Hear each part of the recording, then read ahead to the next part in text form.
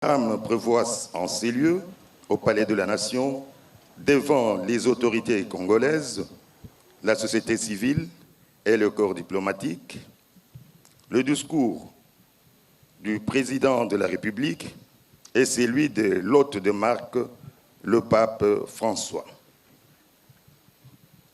Sans attendre, nous invitons très respectueusement. Bonjour à tous et à toutes. Nous sommes en direct de Kinshasa. Premier rendez-vous commenté en français, mais en fait ce n'est pas nécessaire puisque les interventions que nous allons entendre maintenant sont en français.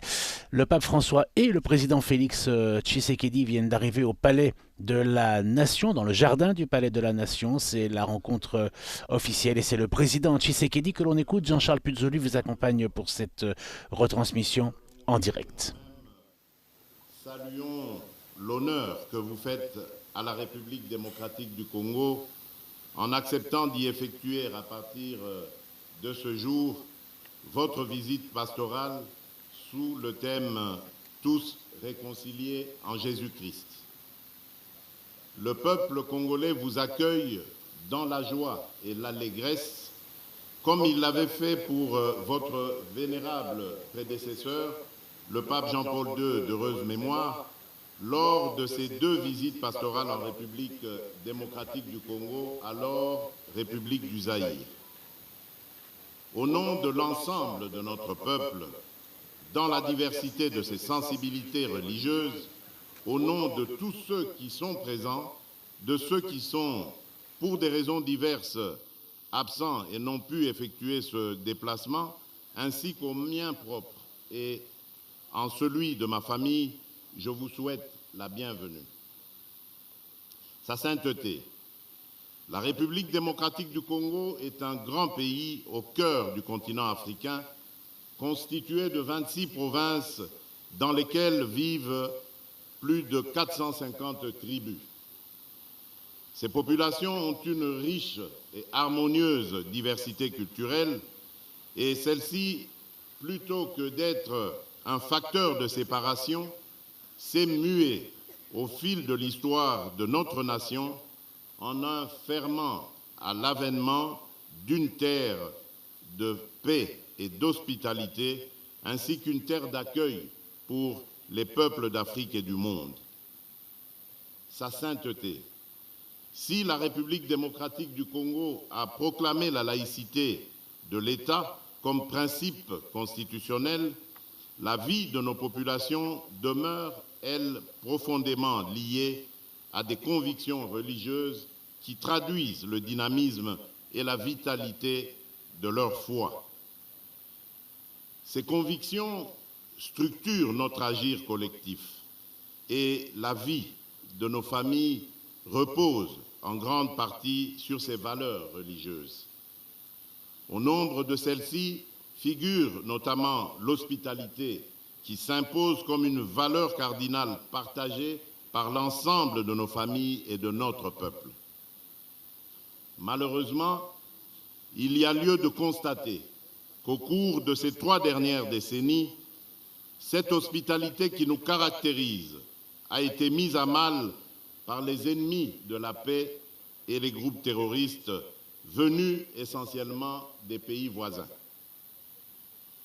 Ce malheur qui dure depuis près de 30 ans fait aujourd'hui partie de notre territoire en proie à ces violences et fait de cette zone une zone en rupture de paix où, outre les groupes armés, les puissances étrangères avides de minerais contenus dans notre sous-sol commettent, avec l'appui direct et lâche de notre voisin le Rwanda, de cruelles atrocités, faisant ainsi de la sécurité le premier et grand défi du gouvernement. En effet, à la faveur de l'inaction et du silence de la communauté internationale, plus de 10 millions de personnes ont déjà été atrocement arrachées à la vie. D'innocentes femmes, même enceintes, sont violées et éventrées. Des jeunes gens et enfants sont égorgés. des familles, des vieillards ainsi que des enfants sont condamnés à braver la fatigue et l'épuisement afin d'errer hors de leur maison à la recherche de la paix en raison des exactions commises par ces terroristes au service d'intérêts étrangers. Nous ne pouvions et nous ne pourrons demeurer cois face à une telle injustice et un tel silence complice de la communauté internationale. À cet égard, sachez que je n'ai pas manqué de désigner le responsable et d'interpeller la communauté internationale lors de ma dernière intervention à la tribune des Nations Unies, ceci au nom de toutes les Congolaises et de tous les Congolais. Soyez rassurés, en outre, sur le fait que la République démocratique du Congo assume et continuera d'assumer ses responsabilités, notamment celles consistant en la défense de l'intégrité de son territoire avec l'aide de son peuple. Car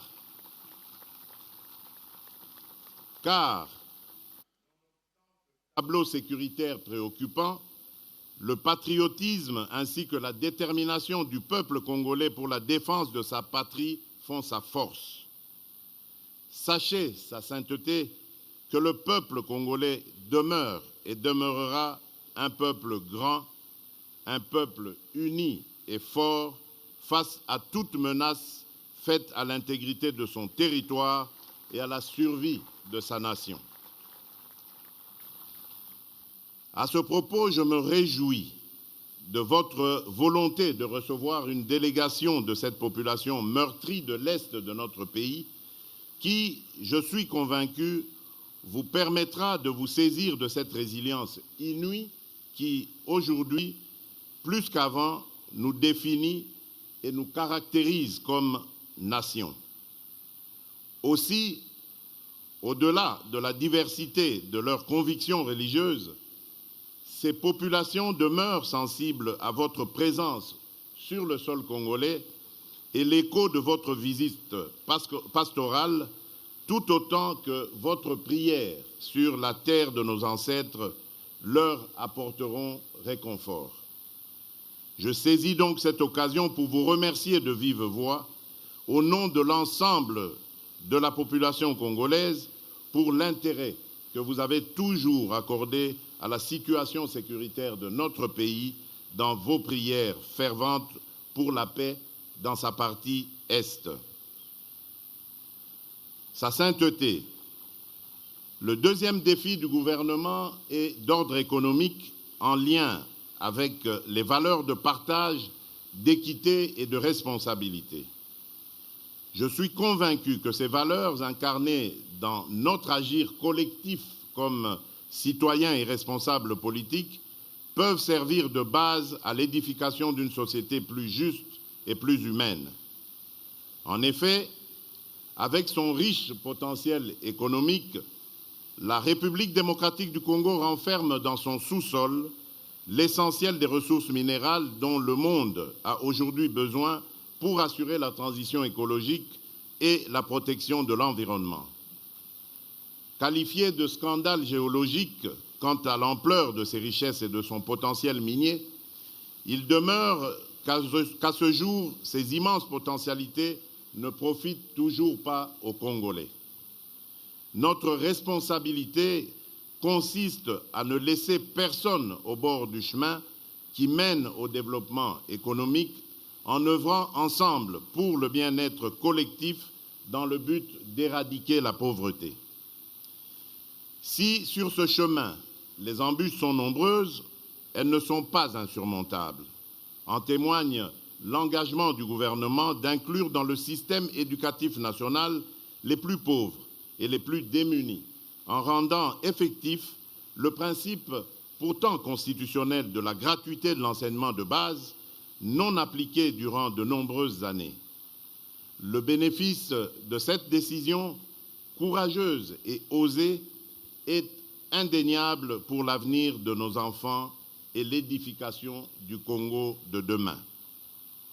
C'est ici l'occasion pour moi de rendre un hommage mérité à l'Église catholique en République démocratique du Congo pour les services rendus dans ce domaine.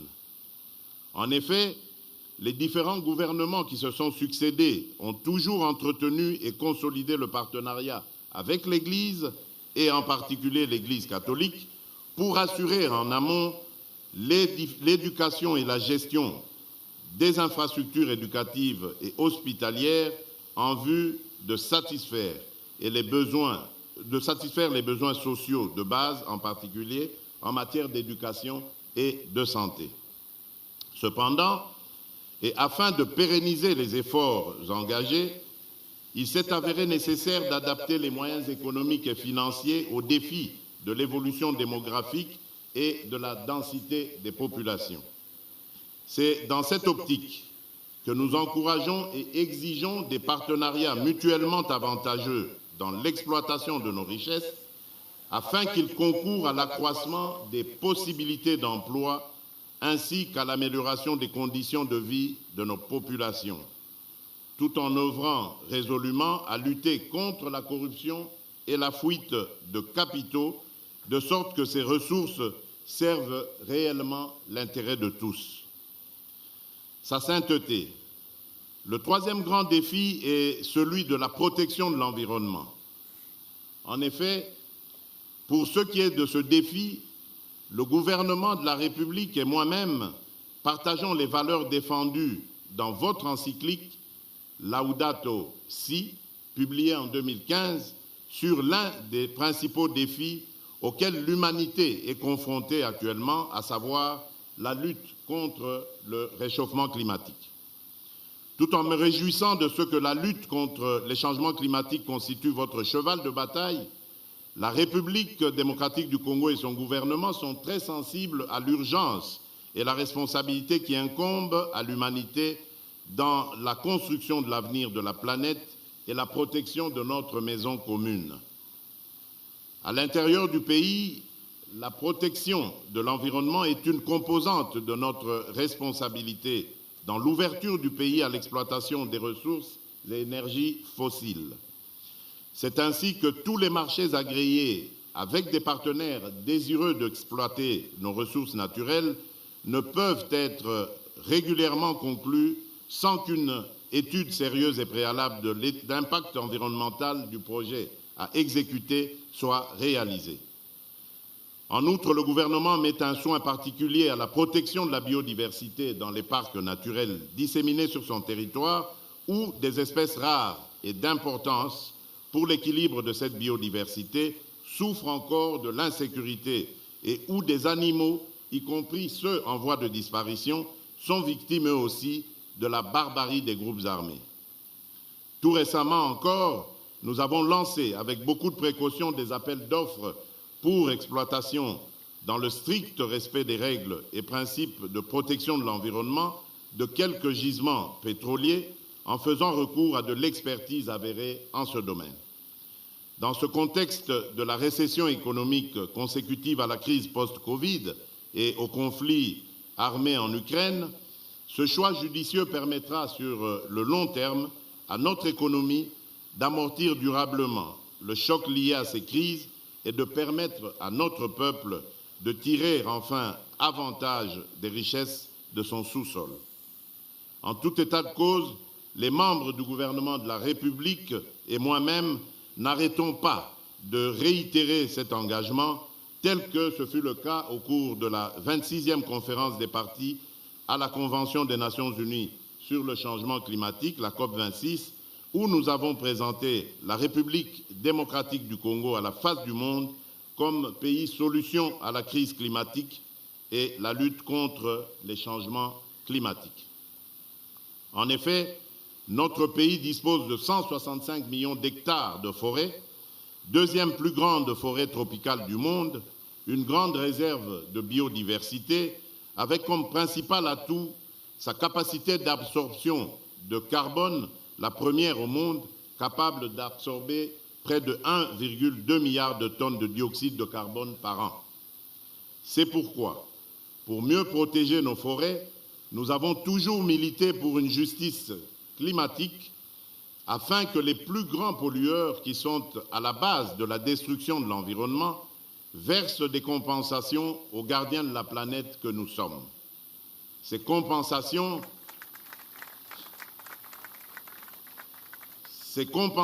pourraient nous permettre de renforcer nos capacités dans la poursuite et la réalisation d'investissements innovants, ainsi que dans le développement d'infrastructures dans les énergies renouvelables et la gestion des déchets. Enfin, je suis fermement convaincu que l'éloignement des menaces sécuritaires dans notre pays contribuera à coup sûr à l'efficacité de la lutte contre les changements climatiques et la protection de l'environnement. Sa sainteté, tels sont les principaux défis, parmi tant d'autres, de notre pays, qu'avec la détermination de son peuple et l'appui de ce dernier, nous ne manquerons pas de relever. Votre visite pastorale contribuera sûrement à renforcer cette détermination et notre peuple est disposé à accueillir votre message de paix, d'espoir, de réconfort, d'affermissement et de fraternité. Je voudrais ainsi clore mon propos en vous souhaitant, au nom de l'ensemble de notre peuple, un agréable séjour pastoral en République démocratique du Congo. Soyez le bienvenu ou, comme on dit chez nous dans nos 4 langues nationales, Boyei Bolamu, Difikadilenga, Kwisambote, Karibu Kwetu, je vous remercie. Discours du président Félix Tshisekedi qui a quelques accents politiques à l'accueil du pape François, notamment dénonçant les incursions rwandaises dans l'est du pays, mais aussi en parlant des scandales, des richesses qui sont exploitées par des compagnies étrangères et en évoquant la nécessité peut-être de recevoir des compensations parmi les nations qui polluent le plus afin de compenser le fait que le Congo, avec sa grande forêt, eh bien, se considère un gardien de la planète, donc des compensations versées par les pays pollueurs. Voici quelques éléments du discours du président Félix Tshisekedi au moment où le pape François commence ses propos. Je voudrais saluer nos amis de AWTN et de Ciel et Lumière qui nous suivent pour cette première rencontre publique du pape François. Vi saluto cordialmente e grato al signor Presidente per le parole che mi ha rivolto.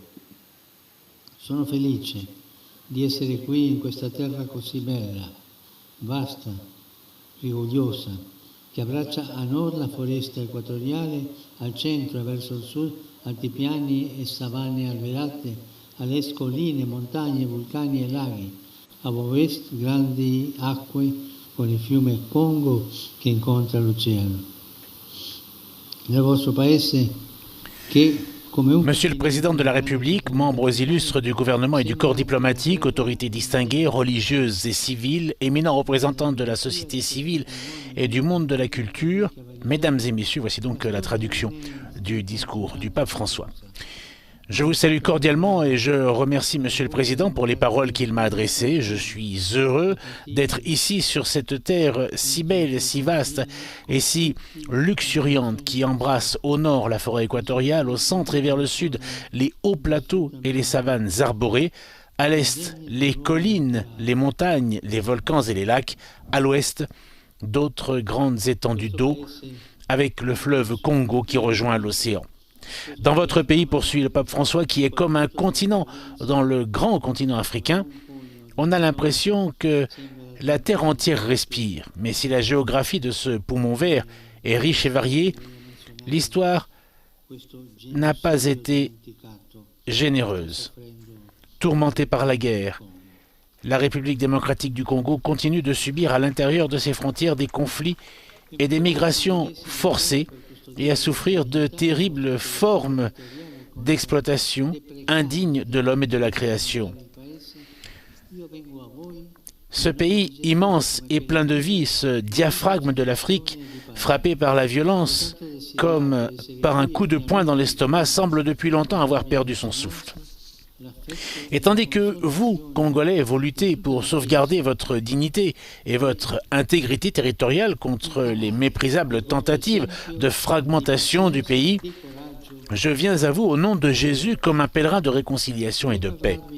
J'ai beaucoup désiré me trouver ici, et je viens enfin vous apporter la proximité, l'affection et la consolation de toute l'Église catholique. Je voudrais vous parler à travers une image qui symbolise bien la beauté lumineuse de cette terre, celle du diamant. Chères femmes et chers hommes congolais, votre pays est vraiment un diamant de la création. Mais vous tous, êtes infiniment plus précieux que toutes les choses bonnes qui sortent de ce sol fertile. Je suis ici pour vous étreindre et vous rappeler que vous avez une valeur inestimable, que l'Église et le pape ont confiance en vous, qu'ils croient en votre avenir, un avenir qui soit entre vos mains et dans lequel vous méritez de déverser vos dons d'intelligence, de sagacité et d'assiduité. Courage, frères et sœurs congolais, relève-toi, reprends dans tes mains, comme un diamant très pur, ce que tu es, ta dignité, ta vocation à garder en harmonie et en paix la maison que tu habites. Revis l'esprit de ton hymne national en rêvant et en mettant en pratique ces paroles. Par le dur labeur, nous bâtirons un pays plus beau qu'avant, dans la paix. Chers amis, les diamants généralement rares, ici, abondent. Si cela vaut pour les richesses matérielles cachées sous la terre, cela vaut à plus forte raison pour les richesses spirituelles enfermées dans vos cœurs. Et c'est précisément à partir des cœurs que la paix et le développement sont possibles, qu'avec l'aide de Dieu, les êtres humains sont capables de justice et de pardon, de concorde et de réconciliation, d'engagement et de persévérance pour mettre à profit les talents reçus. Dès le début de mon voyage, je souhaite donc lancer un appel, que chaque Congolais se sente appelé à jouer son rôle, que la violence et la haine n'aient plus de place dans le cœur et sur les lèvres de quiconque, car ce sont des sentiments inhumains et antichrétiens qui paralysent le développement et ramènent en arrière vers un sombre passé.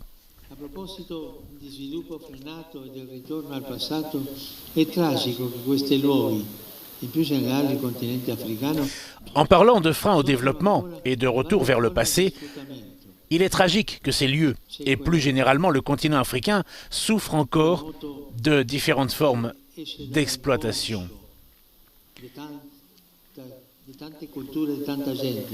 L'Africa va sfruttata e questo è terribile.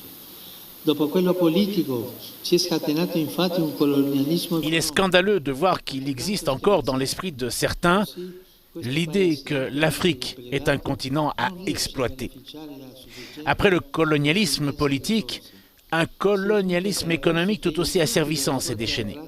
Ce pays largement pillé ne parvient donc pas à profiter suffisamment de ses immenses ressources.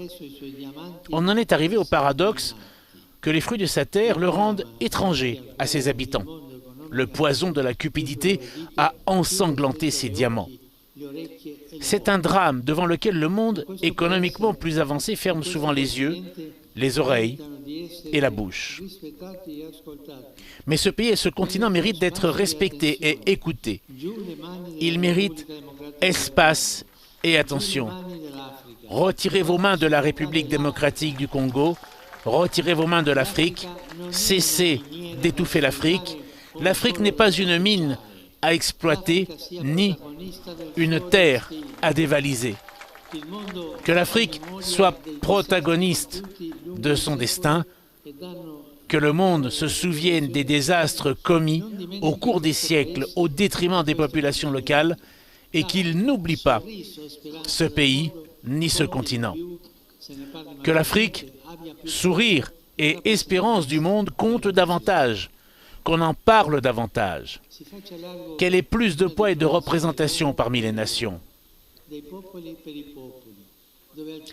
Une diplomatie de l'homme pour l'homme, des peuples pour les peuples, doit se déployer, selon laquelle les opportunités de croissance des personnes soient au centre et non le contrôle des zones et des ressources, les visées d'expansion et l'augmentation des profits.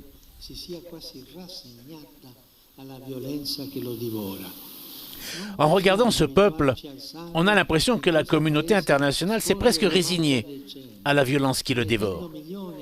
Nous ne pouvons pas nous habituer au sang qui coule dans ce pays, depuis des décennies désormais, faisant des millions de morts à l'insu de beaucoup.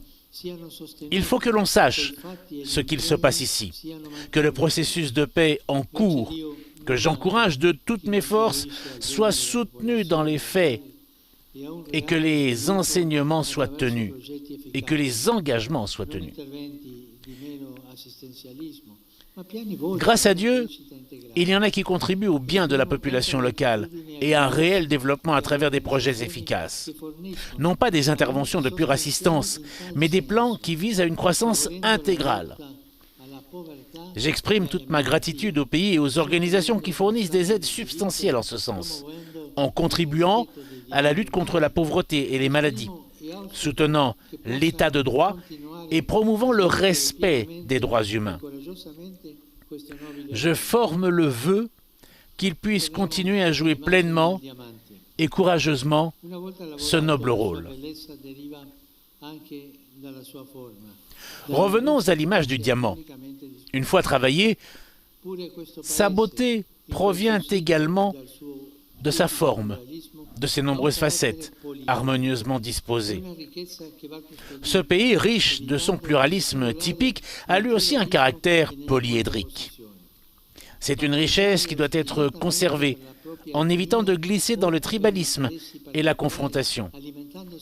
Prendre obstinément parti pour sa propre ethnie ou pour des intérêts particuliers, alimentant des spirales de haine et de violence, tourne au détriment de tous, en bloquant la nécessaire chimie de l'ensemble. À propos de chimie, il est intéressant de remarquer que les diamants sont constitués de seuls atomes de carbone, lesquels, s'ils étaient reliés différemment, formeraient du graphite. La différence entre la luminosité d'un diamant et l'obscurité du graphite provient de la manière dont les atomes individuels sont disposés dans le réseau cristallin. Cette métaphore exprime le fait que le problème n'est pas la nature des hommes ou des groupes ethniques et sociaux, mais la manière dont on décide d'être ensemble. La volonté ou non de se rencontrer, de se réconcilier et de recommencer fait la différence entre l'obscurité du conflit et un avenir lumineux de paix et de prospérité. Chers amis, le Père Céleste veut que nous sachions nous accueillir comme les frères et sœurs d'une même famille et travailler à un avenir qui soit avec les autres et non contre les autres. Bintu Bantu. C'est ainsi que l'un de vos proverbes rappelle très bien que la vraie richesse, ce sont les personnes et les bonnes relations entre elles. En particulier, les religions, avec leur patrimoine de sagesse, sont appelées à y contribuer, par un effort quotidien de renoncement à toute agressivité, prosélytisme et contrainte, qui sont des moyens indignes de la liberté humaine.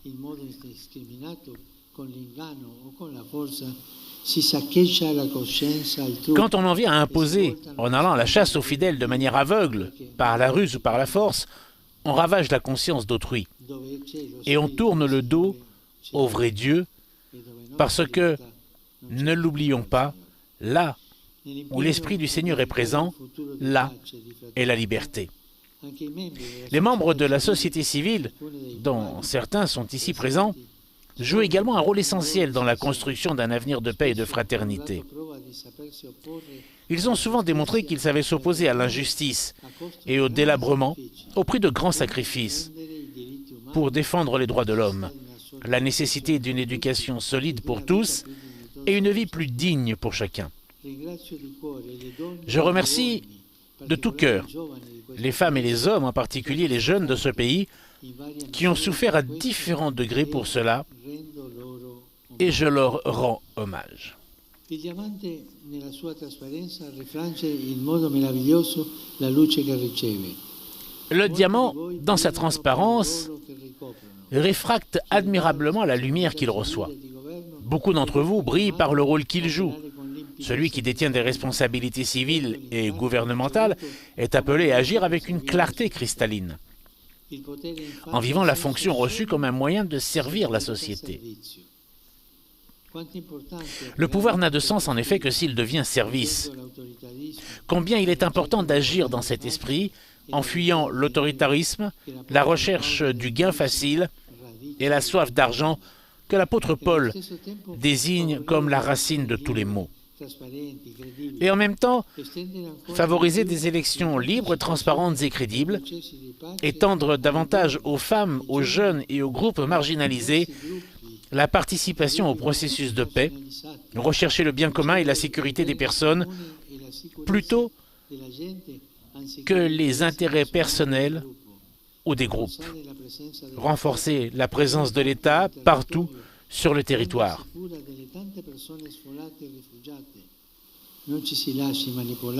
Qu'on ne se laisse pas manipuler, et encore moins acheter par ceux qui veulent maintenir le pays dans la violence afin de l'exploiter et faire des affaires honteuses. Cela n'apporte que discrédit et honte avec la mort et la misère. Au contraire, il est bon de se rapprocher des personnes pour se rendre compte de la manière dont ils vivent. Elles font confiance lorsqu'elles sentent que les gouvernants sont réellement proches, non pas par calcul ou par exhibition, mais par service. Dans la société, ce sont souvent les ténèbres de l'injustice et de la corruption qui obscurcissent la lumière du bien. Il y a déjà des siècles, Saint Augustin, né sur ce continent, se demandait si la justice n'est pas respectée, que sont les États, sinon des bandes de voleurs. Dieu est du côté de ceux qui ont faim et soif de justice. Il ne faut pas se lasser de promouvoir dans tous les domaines le droit et l'équité en luttant contre l'impunité et la manipulation des lois et de l'information. Un diamant sort de la terre authentique mais brute, nécessitant un travail. De même, les diamants les plus précieux de la terre congolaise, que sont les enfants de cette nation, doivent pouvoir bénéficier de véritables opportunités éducatives qui leur permettent de mettre pleinement à profit leurs brillants talents. L'éducation est fondamentale. Elle est la voie de l'avenir, la route à emprunter pour atteindre la pleine liberté de ce pays, comme du continent africain. Il est urgent d'y investir, afin de préparer des sociétés qui seront fortes si elles sont bien instruites, autonomes si elles sont pleinement conscientes de leurs potentialités et capables de les développer avec responsabilité et persévérance. Mais beaucoup d'enfants ne vont pas à l'école. Combien, au lieu de recevoir une éducation digne de ce nom, sont exploités?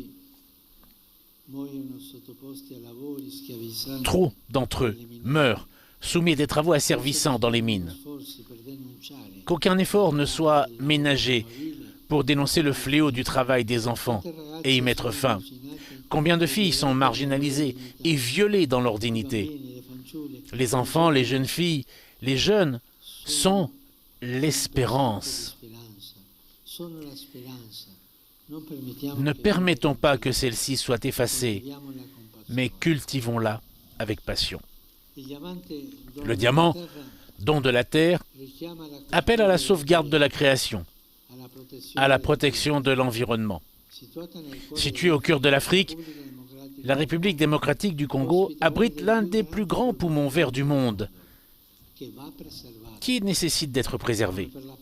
Comme pour la paix et pour le développement dans ce domaine également, une collaboration large et fructueuse est importante, qui permette d'intervenir de façon efficace, sans imposer des modèles extérieurs, plus utiles à ceux qui aident qu'à ceux qui sont aidés. Nombreux sont ceux qui ont demandé à l'Afrique de s'engager et qui ont offert des aides afin de lutter contre le changement climatique et le coronavirus. Ce sont certainement des opportunités à saisir, mais il y a surtout besoin de modèles sanitaires et sociaux qui ne répondent pas seulement aux urgences du moment, mais contribuent à une croissance sociale effective, des structures solides et du personnel honnête et compétent pour surmonter les graves problèmes comme la faim et la malaria. Enfin, le diamant est le minéral d'origine naturelle qui présente la plus grande dureté. Sa résistance aux produits chimiques est très grande. La répétition continuelle des attaques violentes ainsi que les nombreuses situations de détresse pourraient affaiblir la résistance des Congolais, miner leur force d'âme, les conduire à se décourager et à s'enfermer dans la résignation. Mais au nom du Christ, qui est le Dieu de l'espérance, le Dieu de toute possibilité, qui donne toujours la force de recommencer, au nom de la dignité et de la valeur des diamants les plus précieux de cette splendide terre que sont ses habitants, je voudrais vous inviter tous à un nouveau départ social, courageux et inclusif. L'histoire lumineuse mais blessée de ce pays le demande. Les jeunes et les enfants en particulier l'implorent. Je suis avec vous et j'accompagne par la prière et la proximité tout effort pour un avenir pacifique, harmonieux et prospère dans ce grand pays. Que Dieu bénisse la nation congolaise tout entière.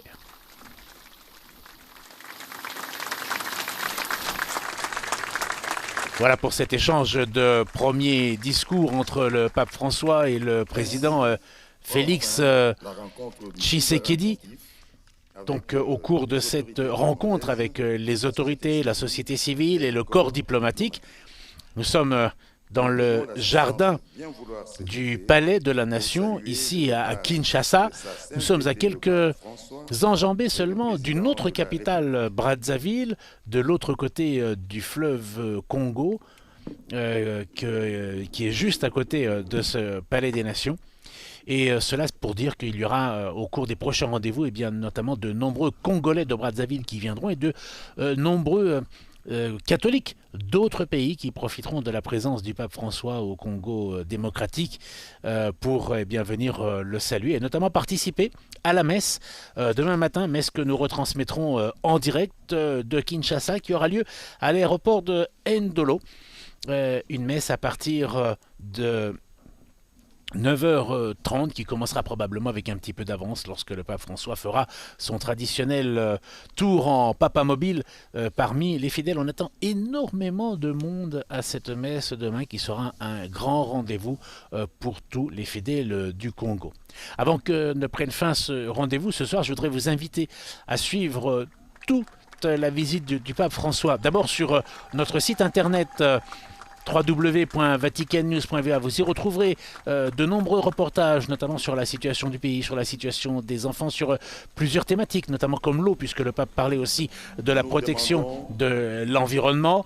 Vous pouvez aussi prendre connaissance de l'histoire de l'évangélisation de ce pays. Bref, de nombreux reportages et interviews sur le site internet www.vaticannews.va. Et puis n'oubliez pas de nous retrouver sur notre page Facebook et de suivre aussi ces rendez-vous sur notre chaîne YouTube ainsi que sur les ondes courtes pour ceux qui nous suivent et nous écoutent à la radio. Merci d'avoir été avec nous, merci de continuer à suivre ce voyage en notre compagnie de la part de Jean-Charles Puzolu. Il me reste à vous souhaiter une excellente soirée et comme vous l'entendez, ce voyage va être bien rythmé. La musique congolaise nous invite à la joie. Bonne soirée, au revoir.